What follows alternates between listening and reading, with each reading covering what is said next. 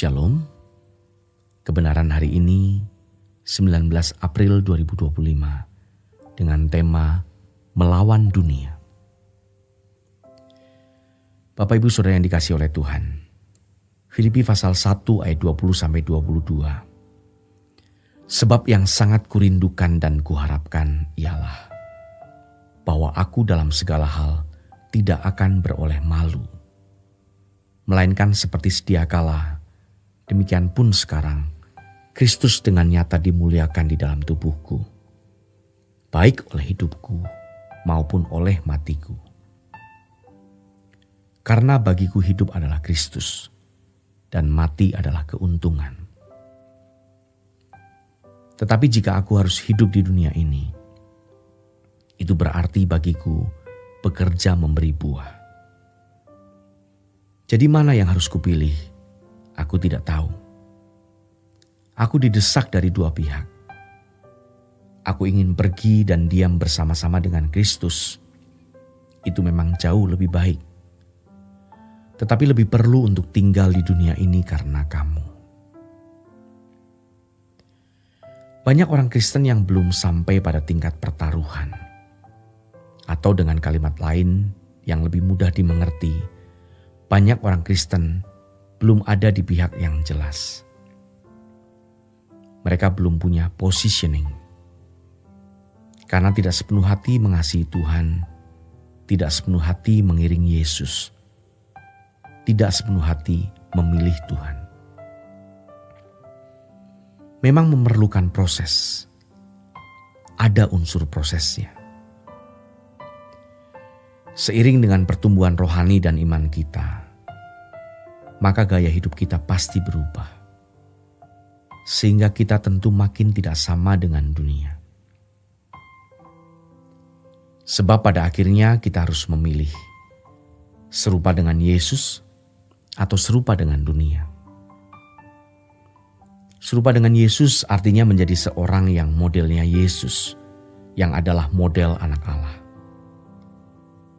Tidak ada model lain yang kita contoh, yang menjadi teladan kita, kecuali Yesus. Seiring dengan pertumbuhan iman kita, lalu perubahan gaya hidup kita, maka cara berpikir kita berubah dan semakin serupa dengan Yesus atau berkeadaan sebagai anak-anak Allah. Kalau kita di posisi Tuhan, kita melawan dunia. Perbuatan kita akan menelanjangi orang. Di lingkungan pertemanan, kalau bercanda kotor, kita tidak ikutan. Karena kita punya positioning. Sampai akhirnya mereka tidak bercanda kotor kalau ada kita. Kalau dulu pulang kantor kita ikut pergi ke tempat-tempat yang tidak patut. Sekarang kita tidak mau ikutan lagi. Kita melakukan yang namanya unjuk perasaan atau demonstrasi secara tidak langsung. Seperti apa yang dikatakan Paulus di ayat di atas. Berbicara mengenai hal itu, Kristus yang ada di surga diperagakan oleh kita di bumi. Jadi dalam segala hal, dimanapun, kapanpun, kita memiliki warna ini. Bukan hanya di gereja. Di gereja jadi Kristen. Seakan-akan serupa dengan Yesus. Nanti di kantor berbeda lagi. Paulus mengatakan di sini, baik oleh hidupku maupun oleh matiku, dimanapun. Sebagai pendeta, jika mau menjadi pembicara yang diurapi, maka persiapannya tiap detik, tiap menit, tiap jam. Mulai jaga kesucian dari menit pertama, menit kedua, menit ketiga untuk persiapan pertemuan nanti. Dan semua hamba-hamba Tuhan juga harus begitu. Supaya setiap orang yang hadir itu merasakan kehadiran Tuhan. Demikian juga sebagai worship leader, singer, dan pemain musik. Persiapan itu setiap hari, setiap saat. Sejujurnya kemungkinan berdosa masih ada. Tapi jangan memberi peluang. Sehingga kita berani berkata, aku tidak akan pernah berbuat dosa lagi. Kenapa? Karena setiap kita adalah hamba Tuhan. Maka kita harus se-ekstrim-ekstrimnya dalam mempertahankan positioning kita. Oleh sebab itu, Kristus harus nyata di dalam hidup kita. Karena hidupku bukan aku lagi, melainkan Kristus yang hidup di dalam aku. Ini sama dengan bagiku hidup adalah Kristus. Kalau dulu yang kita pahami adalah ketika kita sudah melayani pekerjaan Tuhan, berarti bagiku hidup adalah Kristus. Ternyata itu belum cukup. Bagiku hidup adalah Kristus artinya seluruh hidup kita ini harus memeragakan hidupnya, ada pada positioningnya. Dan semua kita harus berani seperti itu. Jadi waktu kita pulang ke surga, kita sudah bukan hanya yakin, namun kita tahu bahwa kita ada di pihak Tuhan. Malaikat-malaikat di surga juga tahu bahwa kita di pihak kerajaan surga. Maka kita harus bisa dan berani berkata, hidupku ini pekerjaan Tuhan. Bukan hanya aktivitasku yang merupakan pekerjaan Tuhan.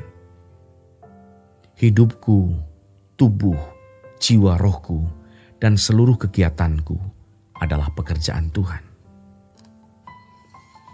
Oleh sebab itu, kemanapun kita melangkah, pasti akan memiliki positioning yang jelas. Karena kalau Alkitab berkata, kamu terang dunia, kota yang terletak di atas bukit, mustahil tersembunyi. Artinya mau tidak mau, surga kelihatan itu benar adanya. Ada banyak bukit-bukit di Israel, namun hanya bukit di mana ada kota Yerusalem yang berbeda. Bedanya apa? Ada pelita-pelita rumah penduduk. Jadi saat seorang musafir kemalaman dan dia mau mencari tempat di mana ada penduduk, kota Yerusalem kelihatan karena lampu-lampu yang menyala. Itu maksudnya orang harus melihat surga saat melihat hidup kita. Ayat 22. Tetapi jika aku harus hidup di dunia ini, itu berarti bagiku bekerja memberi buah. Kita harus bermanuver aktif bagaimana menghasilkan buah. Buah itu ada dua dan ini tidak terpisah. Buah kehidupan kekudusan dan buah kehidupan yang indah. Buah kehidupan ini akan menghasilkan orang-orang yang terbawa untuk memiliki pola hidup yang sama. Namun kalau hanya menjadi anggota gereja, itu belum berbuah. Itu baru buah membership, itu buah keanggotaan. Akan tetapi kalau sampai mereka melihat surga dan menjadi anggota keluarga kerajaan surga yang kelakuannya baik, itu barulah benar. Demikian renungan pada hari ini, Tuhan memberkati.